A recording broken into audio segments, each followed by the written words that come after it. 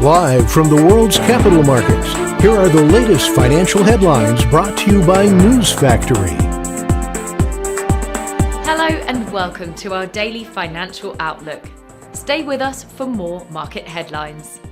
The gold-dollar pair made a minor upwards correction in the last session, rising 0.1%. The ROC's positive signal contradicts our overall technical analysis. The last session saw the euro gain 0.3% against the dollar. The Williams indicator is giving a positive signal.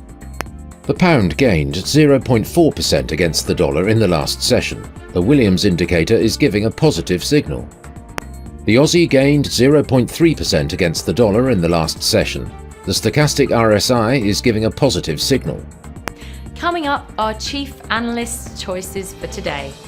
Stocks teetered as investors weighed up weak Chinese data against a backdrop of rising global inflation.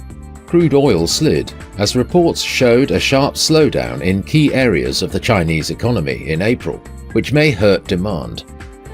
Lunar Foundation Guard said it spent almost all of the Bitcoin in its reserve last week in a futile attempt to save Terra USD.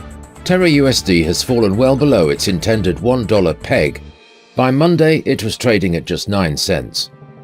We might have to wait a while before gamers can get their hands on Intel's initial offering of Arc discrete graphics cards for desktop PCs, but when they arrive, they might be a lot more plentiful and varied than we thought.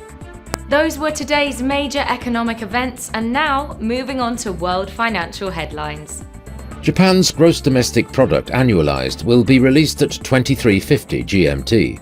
The UK's claimant count change at 0600 hours GMT. The US Red Book Index at 1255 GMT. The Dutch Consumer Confidence Edge will be released at 0430 GMT. Japan's gross domestic product at 2350 GMT. The US retail sales at 1230 GMT. We hope that you've enjoyed Tuesday's financial report. On behalf of all of us here, we wish you a productive trading day. Be sure to join us tomorrow morning for the latest news and events from the financial markets.